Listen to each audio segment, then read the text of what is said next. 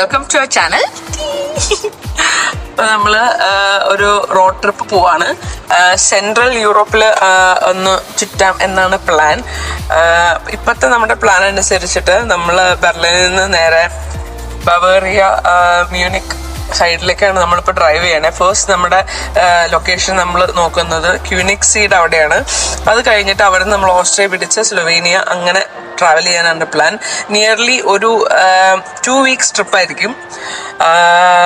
ഇപ്പം ഞങ്ങളുടെ മനസ്സിൽ അങ്ങനെയാണ് വിചാരിച്ചിരിക്കണേ. പക്ഷേ ഇതെല്ലാ കാര്യങ്ങളും ഡിസൈഡ് ചെയ്യണതും എല്ലാത്തിൻ്റെയും അൾട്ടിമേറ്റ് വേർഡ് എന്ന് പറയുന്നത് ഈ ബാക്കിലിരിക്കുന്നയാളാണ്.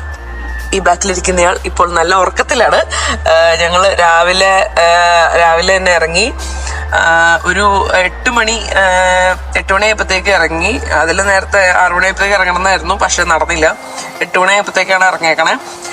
അപ്പം ബ്ലോക്കൊന്നും കിട്ടിയില്ല. ബെർലിൻ്റെ പുറത്ത് സേഫായിട്ട് ഞങ്ങൾ ഇറങ്ങിയിട്ടുണ്ട്.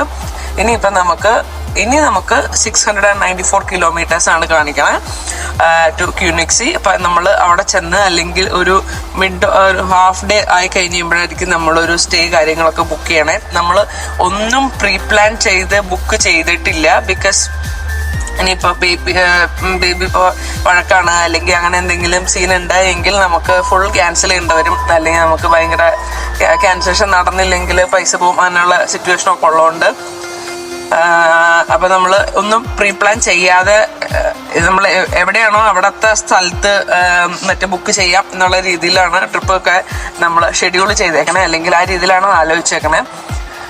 നമ്മൾ വിട്ടു പോവുകയാണ്. ഇപ്പോൾ നമുക്ക് സെൻട്രൽ യൂറോപ്പ് എക്സ്പ്ലോർ ചെയ്യാം. അപ്പോൾ റോഡ് ട്രിപ്പാണ് സെൻട്രൽ യൂറോപ്പ് വിത്ത് 5 month old.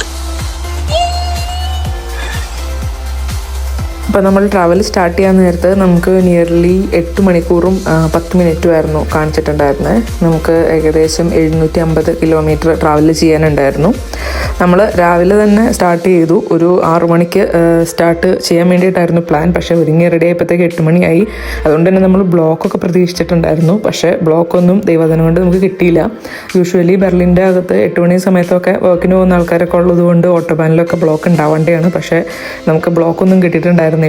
പിന്നെ ഇത് ആക്ച്വലി നമ്മൾ ഈ ട്രിപ്പ് പോകുമെന്ന് തന്നെ നമുക്കിങ്ങനെ ചെറിയ പ്ലാൻ ഉണ്ടായിരുന്നു. പക്ഷെ നമ്മളൊന്നും ബുക്കിങ്ങും പ്രീ പ്ലാനിങ്ങും ഒന്നും നടത്താത്തതുകൊണ്ട് തന്നെ നമ്മൾ പോകുമെന്നൊരു കൺഫർമേഷൻ ഉണ്ടായിരുന്നില്ല. ഈവൻ മൺഡേ ഈവനിങ് ആണെങ്കിൽ പോലും നമ്മൾ ട്രിപ്പ് പോകുമോ എന്നുള്ളൊരു കേസിൽ നമുക്ക് ഉറപ്പുണ്ടായിരുന്നില്ല. അതുകൊണ്ട് നമ്മൾ പാക്കിംഗ് ഒക്കെ നടത്തിയത് ആക്ച്വലി ഒരു തലേ ദിവസം 10 മണിക്കാണ് നമ്മൾ പാക്കിംഗ് സ്റ്റാർട്ട് ചെയ്തത്. പാക്കിംഗ് ആയിട്ടും അതുപോലെ തന്നെ അപ്പോൾ 3 പെട്ടിയുണ്ട്, ബേബിയുടെ ഉണ്ട്, പിന്നെ ഞങ്ങളുടെ 2 പേരുടെ ആയിട്ടും പെട്ടി പാക്കിങ്ങും അതുപോലെ തന്നെ കാര്യങ്ങളൊക്കെ അറേഞ്ച് ചെയ്യലും എല്ലാം. പിന്നെ കുട്ടിയുടെയൊക്കെ ആകുമ്പോഴത്തേക്കും പല പല ഫുഡും അങ്ങനെ പല പല കാര്യങ്ങൾ നമ്മൾ അറേഞ്ച് ചെയ്യണമല്ലോ. അവിടെ പാലിൻ്റെ പൊടി അങ്ങനെ കാര്യങ്ങളൊക്കെ. അപ്പം അങ്ങനെ എല്ലാം അറേഞ്ച് ചെയ്യലും പിന്നെ നമ്മുടെ ഒരു എന്താണ് മറ്റേ ജസ്റ്റ് ഒന്ന് ത്രെഡ് ചെയ്യുക അല്ലെങ്കിൽ ജോബിയുടെ മുടി കിട്ടുക, അങ്ങനെ കുറച്ച് പ്രിപ്പറേഷൻസും കാര്യങ്ങളൊക്കെ ആയിട്ട് നമുക്ക് ഇഷ്ടംപോലെ സമയം പോയിട്ടുണ്ടായിരുന്നു. അങ്ങനെ രാത്രി നമുക്ക് തീരെ ഉറങ്ങാനേ പറ്റിയിട്ടുണ്ടായില്ല. അങ്ങനെ വെളുപ്പിന് 6 മണിക്കാണ് ഞാനൊന്ന് ഉറങ്ങിയത് തന്നെ. രാത്രി ഉറങ്ങാത്തതുകൊണ്ട് തന്നെ ഫുൾ സ്വിങ്ങിൽ വണ്ടി ഓടിക്കാൻ പറ്റുമെന്നൊരു കൺസേൺ എനിക്കുണ്ടായിരുന്നു. എസ്പെഷ്യലി ജോബിയുടെ കേസിൽ. ജോബിക്ക് രാത്രി നന്നായിട്ട് ഉറങ്ങാൻ പറ്റിയില്ലെങ്കിൽ പിറ്റേ ദിവസം ഫംഗ്ഷൻ ചെയ്യാൻ ഭയങ്കര ബുദ്ധിമുട്ടുള്ള ആളാണ്. പക്ഷേ ജോബി ഭയങ്കര എനർജറ്റിക് ആയിട്ട് ഫുൾ വണ്ടി ഓടിച്ചു. അപ്പം തന്നെ എനിക്ക് നല്ല കോൺഫിഡൻസ് ആയി. അപ്പം നമ്മൾ വിചാരിച്ചു എന്നാൽ ക്യൂനിക്സിയിലെ ബോട്ട് ട്രിപ്പും കൂടി നമ്മൾ ആ സെയിം ഡേ തന്നെ എടുക്കാമെന്ന്. നമ്മളപ്പോൾ വിളിച്ച് ചോദിച്ചിട്ടുണ്ടായിരുന്നു എത്ര മണി വരെയാണ് ബോട്ട് ട്രിപ്പ് ഉള്ളതെന്നുള്ളത്. അവർ 4:15 പറഞ്ഞിട്ടുണ്ടായിരുന്നു. അപ്പോൾ 4:45 ലാസ്റ്റ് ബോട്ട് എടുക്കുന്നത്. 4:15 അവിടെ എത്തണം എന്നുള്ള രീതിയിൽ അവർ പറഞ്ഞിട്ടുണ്ടായിരുന്നു. കുറച്ച് നേരം ഞാൻ കിടന്ന് ഉറങ്ങിയിട്ടുണ്ടായിരുന്നു. എനിക്ക് തോന്നുന്നു നിയർലി ഒരു 1 hour സംതിങ്. അത് കഴിഞ്ഞപ്പോഴത്തേക്കും പിന്നെ കുട്ടി എണീറ്റു. പിന്നെ ഞങ്ങൾ ഫുഡ് കഴിക്കാൻ കയറി. നമ്മുടെ ട്രാവലിൻ്റെ നിയർലി ഹാഫ് ആയപ്പോഴത്തേക്കുമാണ് നമ്മൾ ബർഗർ കിങ്ങിൽ ഫുഡ് കഴിക്കാൻ വേണ്ടി കയറിയത്. വലിയ തെറ്റില്ലാത്തൊരു ഫുഡായിരുന്നു. പിന്നെ പെട്ടെന്ന് നമ്മൾ പോയി. കാരണം എന്നാന്ന് വെച്ച് കഴിഞ്ഞാൽ നമുക്ക് അവിടെ ക്യൂനിക്സിയിൽ എത്തിയിട്ട് ബോട്ട് റൈഡ് എടുക്കാൻ പറ്റുമോ എന്നുള്ളത് നമുക്ക് ചെക്ക് ചെയ്യണമായിരുന്നു. അപ്പോൾ നമ്മളെന്തായാലും റൂട്ട് ഇനിയിപ്പോൾ നമുക്കൊരു 2.5 മണിക്കൂറും കൂടെ ഉണ്ട്. നമ്മൾ ഇൻ ബിറ്റ്വീൻ ഒരു 4 മണിക്കൂർ കഴിഞ്ഞപ്പോഴത്തേക്കും നിയർലി ഒരു എത്ര കിലോമീറ്റർ കഴിഞ്ഞപ്പോൾ ചോദിച്ചാൽ ഒരു 400 സംതിങ് കിലോമീറ്റർ കഴിഞ്ഞപ്പോൾ നമ്മളൊരു ഹോൾട്ട് എടുത്തായിരുന്നു. നമ്മളൊരു ബർഗർ കിങ്ങിൽ കയറിയിട്ട് നമ്മൾ ബർഗറൊക്കെ കഴിച്ചു, ഫുഡൊക്കെ കഴിച്ചു. ഇനിയിപ്പോൾ നമ്മൾ വിട്ടു പോവുകയാണ്. ബിക്കോസ് നമുക്ക് ഫസ്റ്റ് ഡെസ്റ്റിനേഷൻ ക്യൂനിക്സി എന്ന് പറഞ്ഞാൽ അവിടുത്തെ ലാസ്റ്റ് മറ്റേ ക്രൂയിസ് ഷിപ്പ് റൈഡ് ഉണ്ടല്ലോ, അത് ലാസ്റ്റ് ഇത് വരുന്നത് 4:15 വരണേ. അപ്പം അതിനു മുമ്പ് നമുക്ക് അവിടെ ചെല്ലണം. കാരണം ഇന്ന് ക്യൂനിക്സി അങ്ങ് ഫിനിഷ് ചെയ്ത് വെക്കുവാണെങ്കിൽ നാളെ നമുക്ക് സാൽസ്ബുർഗ് പിടിക്കാം. അല്ലെങ്കിൽ ഇന്ന് ഞങ്ങൾ നേരെ അത് കഴിഞ്ഞ് നേരെ സാൽസ്ബുർഗ് പോയിട്ട് അവിടെ സ്റ്റേ അടിച്ച് നാളെ നാളെ സാൽസ്ബർഗ് എക്സ്പ്ലോർ ചെയ്യാം എന്നുള്ളതാണ് പ്ലാൻ. അപ്പം നമ്മൾ അതുകൊണ്ട് ഇപ്പൊ കത്തിച്ചു വിട്ടുകൊണ്ടിരിക്കുകയാണ്. ജോബി ഇനിയിപ്പോ നമുക്ക് നമ്മൾ ഏകദേശം അവിടെ ഇപ്പൊ 3:50 എത്തും എന്നുള്ള രീതിയിലാണ് ഗൂഗിൾ മാപ്പ് കാണിക്കുന്നത്. ഏകദേശം 217 കിലോമീറ്റർ ഉണ്ട്. പിന്നെ നിയർലി 2:23, അതായത് 2:20 മണിക്കൂറേ ഉള്ളൂ. പിന്നെ നമുക്ക് ക്യൂനിക്സിൽ ചെന്നിട്ട് കാണാം. ബേബി നല്ല ഉറക്കമാണ്. അവൾ ഇടയ്ക്ക് എഴുന്നേറ്റായിരുന്നു. ഇടയ്ക്ക് എഴുന്നേറ്റപ്പോൾ പാലൊക്കെ കൊടുത്തു, നാപ്പിയൊക്കെ മാറി, ബർഗർ കിങ്ങിൽ വെച്ചിട്ട് ഞങ്ങളതൊക്കെ മാറി സെറ്റായി. അവളിപ്പോൾ രണ്ടാമത്തെ ട്രിപ്പ് ഉറക്കത്തിന് കയറി. ഇനി മിക്കവാറും അവിടെ ചെന്നിട്ടായിരിക്കും എനിക്കുള്ളൂ.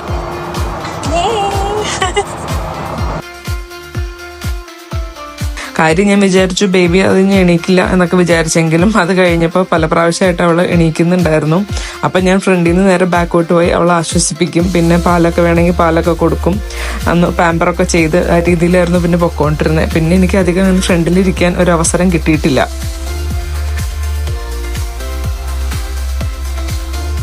ട്രാവലിൻ്റെ ഒരു പോയിന്റ് കഴിഞ്ഞപ്പോൾ പിന്നെ ബേബി തീരെ ഉറങ്ങുന്നുണ്ടായിരുന്നില്ല. അവളിങ്ങനെ കണ്ണുമിഴിച്ച് ഞാൻ എങ്ങോട്ടെങ്കിലും പോകുന്നുണ്ടോയെന്ന് നോക്കിക്കൊണ്ട് തന്നെ ഇരിക്കുമായിരുന്നു.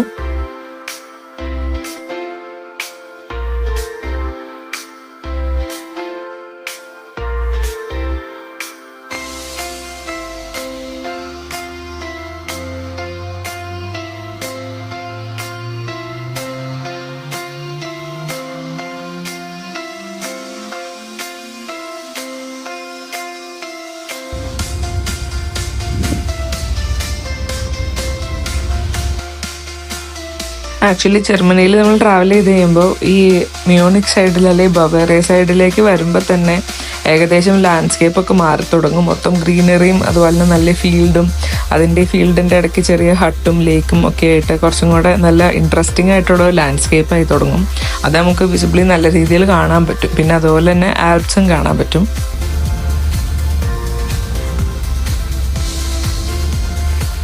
ജർമ്മനിയിൽ ഓട്ടോബാൻ ഉള്ളത് കൊണ്ട് തന്നെ നമ്മൾ ആക്ച്വലി ടൈം ഗൂഗിൾ മാപ്പിൽ ടൈം കാണിക്കുന്നുണ്ട് എങ്കിലും അൺലിമിറ്റഡ് സ്പീഡ് സോണായി കഴിഞ്ഞ് കഴിയുമ്പോഴത്തേക്കും കത്തിച്ച് വിടുവാണെങ്കിൽ അതിൽ നേരത്തെ നമുക്ക് എത്താൻ പറ്റും. ആദ്യം കാണിച്ചിട്ടുണ്ടായിരുന്നത് 3:50 നമ്മളവിടെ എത്തുന്നായിരുന്നു. പക്ഷെ പിന്നീട് നമ്മൾ ഏകദേശം ഒരു 3:30 കഴിഞ്ഞപ്പോഴത്തേക്കും അവിടെ എത്താൻ പറ്റിയായിരുന്നു നമുക്ക്.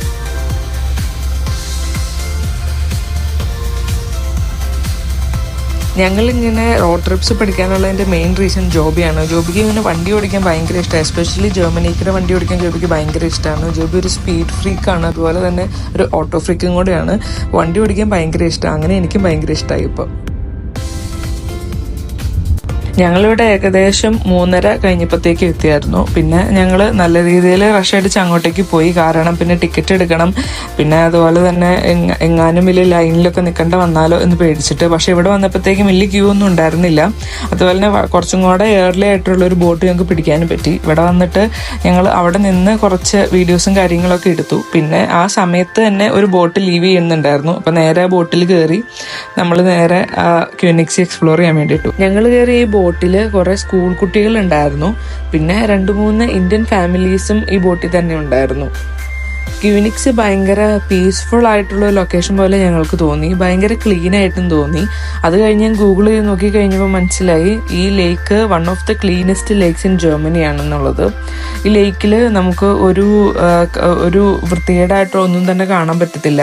അതുപോലെ തന്നെ ഞാനും ജോബിയും പറഞ്ഞുകൊണ്ടിരുന്ന ഒരു കാര്യമായിരുന്നു, ഒരു മീനെ പോലും കാണാൻ പറ്റുന്നില്ല എന്നുള്ളത്. അത് ആക്ച്വലി ഈ ലേക്കിന് ഏകദേശം 600 അടി താഴ്ചയുണ്ട്. അപ്പൊ അതുകൊണ്ട് ആയിരിക്കും മേ ബി ഈ ലേക്കിന് ഇത്രയും പച്ച കളറിനും ഞങ്ങൾക്ക് തോന്നി. സാധാരണ നമ്മൾ ബവേറിയയിൽ വേറെ ലേക്സിലൊക്കെ പോയിട്ടുണ്ട്, അവിടെ നമുക്ക് മീനിനെയൊക്കെ കാണാൻ പറ്റും. അപ്പോൾ ഇവിടെ മീനൊന്നും കാണാണ്ടായപ്പോൾ ഞങ്ങൾ വിചാരിച്ചിരുന്നു നല്ല ആഴം ഉണ്ടാവുമല്ലോ എന്നുള്ളത്. ഈ ലേക്കും ഒരു ഐസ് ഏജിൻ്റെ സമയത്ത് ഗ്ലേസിയർ മെൽറ്റായിട്ട് ഉണ്ടായ ലേക്കാണ്. ഈ ബോട്ട് റൈഡിൻ്റെ ഇടയിൽ എനിക്ക് ഏറ്റവും ഇൻട്രസ്റ്റിംഗ് ആയിട്ട് തോന്നിയത് ഇവിടെയുള്ള എക്കോ കാണിക്കാൻ വേണ്ടിയിട്ട് ഒരു ഫ്ലൂഗൽ ഹോൺ എന്ന് പറഞ്ഞിട്ടൊരു മ്യൂസിക്കൽ ഇൻസ്ട്രുമെന്റ് വായിക്കുന്നതാണ്.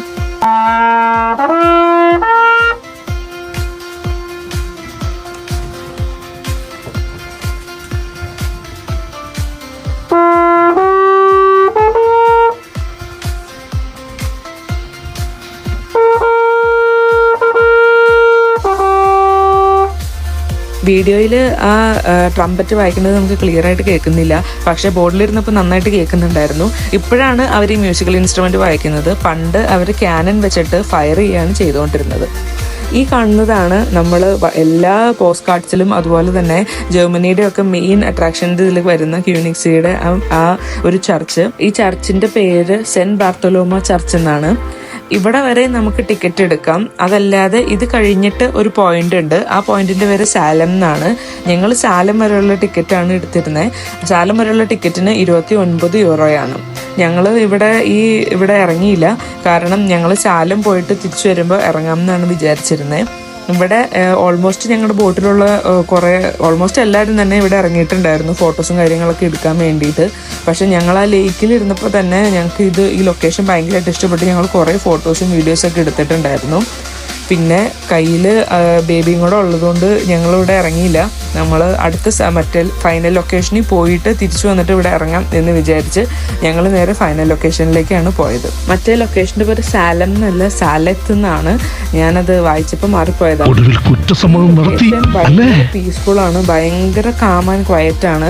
ഇവർ പൊല്യൂഷനൊക്കെ ഭയങ്കരമായിട്ട് പ്രിവെന്റ് ചെയ്യാൻ വേണ്ടിയിട്ട് ഈവൻ ആ ബോട്ടുകൾ വരെ ഇലക്ട്രിക് ബോട്ടുകളാണ്.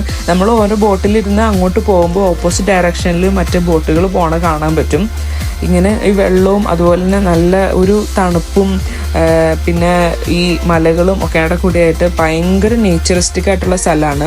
അവിടെ ഓരോരോ ഗ്യാപ്പിലായിട്ട് നമുക്ക് കുറച്ച് വാട്ടർഫോൾസും കാണാൻ പറ്റും. ഇതാണ് സാലത്ത്. ഇവിടെ പ്രത്യേകിച്ച് കാണാനൊന്നുമില്ല. ഞങ്ങൾ വിചാരിച്ചു ഇവിടെ എന്തെങ്കിലും കാണാനുണ്ടാവുന്നു, പക്ഷെ പ്രത്യേകിച്ചൊന്നുമില്ല. ഞങ്ങൾ ഇവിടെ വന്നു, ജസ്റ്റ് വാഷ്റൂമിലൊക്കെ പോയി, പിന്നെ അവിടെ കുട്ടീനെ വെള്ളത്തിലൊക്കെ ഒന്ന് ഇറക്കി, കാരണം അവിടെ കാലൊക്കെ ഒന്ന് നനയിപ്പിച്ചു. ഇതവിടെ ഫസ്റ്റ് എയ്ഡിന്റെ ഒരു ഹെലികോപ്റ്ററാണ് കാണുന്നത്. ഞാൻ ചുമ്മാ വീഡിയോ എടുക്കുന്നുള്ളൂ. ഞങ്ങൾ തിരിച്ചു വരുന്നതിൻ്റെ ഇവിടെ ഇറങ്ങുന്നതിൻ്റെ വീഡിയോസൊന്നും ഞാൻ എടുത്തില്ല. ഞങ്ങൾ ജസ്റ്റ് ഇറങ്ങി ഫോട്ടോ എടുത്തിട്ട് തിരിച്ച് കയറുകയോ ചെയ്തത്. ഞാൻ അവിടുത്തെ വീഡിയോ എടുത്തില്ല. നമ്മൾ ഈ ബോട്ടിലിരുന്ന് ട്രാവൽ ചെയ്യുമ്പോൾ ഈ ലേക്കിൻ്റെ ഓരത്തോടുകൂടി കുറേ ആൾക്കാർ ഹൈക്ക് ചെയ്യണേയും കാണാൻ പറ്റും. അപ്പോൾ ഇതിന് ചുറ്റും ഹൈക്കിങ് നടക്കും. അപ്പോൾ നല്ല സ്പോട്ട്ലിഷ് ആയിട്ടുള്ള ആൾക്കാരാണെങ്കിൽ ഹൈക്കിങ്ങും ഇതിന് ചുറ്റും ഇൻട്രസ്റ്റിംഗ് ആയിരിക്കും. അങ്ങനെ ബോട്ട് ട്രിപ്പ് കഴിഞ്ഞു. പക്ഷെ നമ്മുടെ മുതലാളി വന്നാലമ്പായിരുന്നു ബോട്ടിൽ വെച്ചിട്ട് വൻകരച്ചിലും ബഹളമൊക്കെ ആയിരുന്നു. ഒരു വിധത്തിൽ എന്നിട്ട് ഉറങ്ങിയിട്ടുണ്ട്. വന്നിട്ട് നമ്മൾ ബോട്ട് ട്രിപ്പ് കഴിഞ്ഞിട്ട് നേരെ ഇനി എങ്ങോട്ട് പോവാ? ഓ മൈ ഗോഡ്, സ്റ്റേയിലേക്ക് പോവാം. യെസ്, അത് സാൽസ്ബുർഗിൻ്റെ അടുത്താണ്, പക്ഷെ മ്യൂണിക്ക് തന്നെയാണ്. ഓക്കെ, അപ്പോൾ ലെറ്റ്സ് ഗോ. പക്ഷെ അതിന് മുമ്പ് സൂപ്പർ മാർക്കറ്റിൽ കയറണം. കുറച്ച് സാധനങ്ങളൊക്കെ മേടിക്കാനുണ്ട്. ബോസിൻ്റെ കുറച്ച് സാധനങ്ങൾ മേടിക്കാനുണ്ട്. ഇവിടെ നിന്നാണ് ഈ ബോട്ടൊക്കെ പോണേ. നല്ല രസമാണ് കാണാൻ വേണ്ടിയിട്ട്. അതായത് ഭയങ്കര പീസ്ഫുൾ ആയിട്ടുള്ള ലൊക്കേഷനാണ്. കുറേ ആൾക്കാരൊക്കെ ഉണ്ട്, നല്ല ടൂറിസ്റ്റിക് സ്പോട്ടൊക്കെയാണ്. പക്ഷെ ഭയങ്കര പീസ്ഫുള്ളാണ്. ഈ ക്യൂനിക്സിയുടെ പോകുമ്പോൾ നല്ല ഭംഗിയാണ്.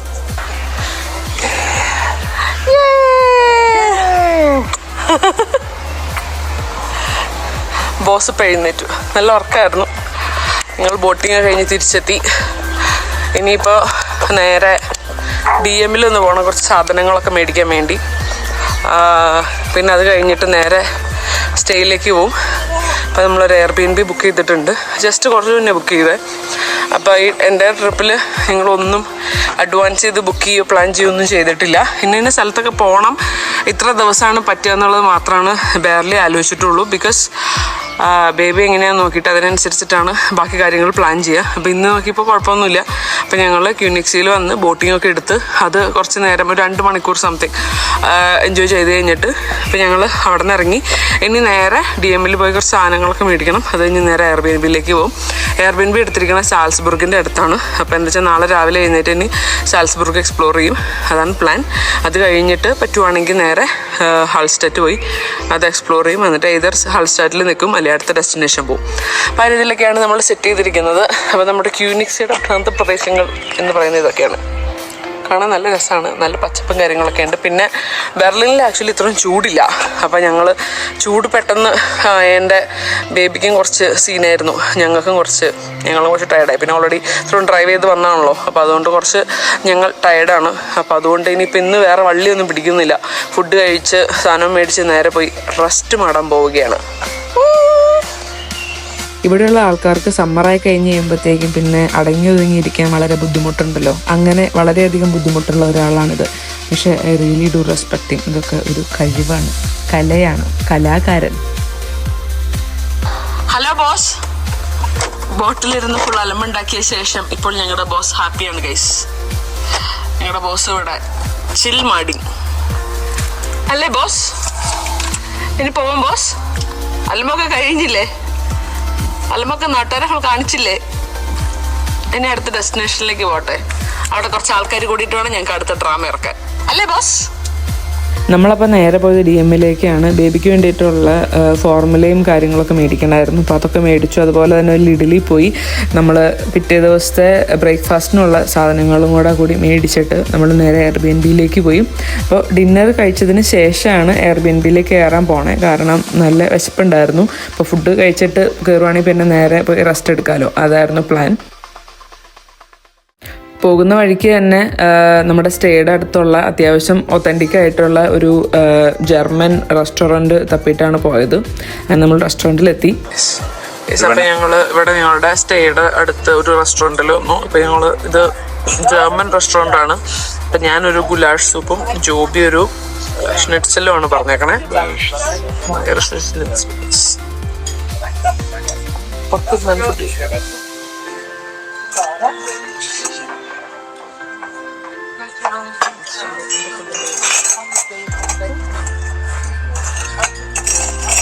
ഫുഡ് കഴിച്ച് കഴിഞ്ഞിട്ട് നമ്മളിനി നേരെ സ്റ്റേയിലേക്ക് പോവുകയാണ്. നേരെ ചെന്ന് ഉറങ്ങാൻ പോവുകയാണ്. ഇനി നാളെ നമ്മൾ സാൽസ്ബുർഗിലേക്കാണ് പോണേ. അവിടുത്തെ വിശേഷങ്ങളായിട്ട് ഇനി അടുത്ത വീഡിയോയിൽ കാണാം. അപ്പം ബായ്. ഞാൻ പോകുന്നു. Bye bye.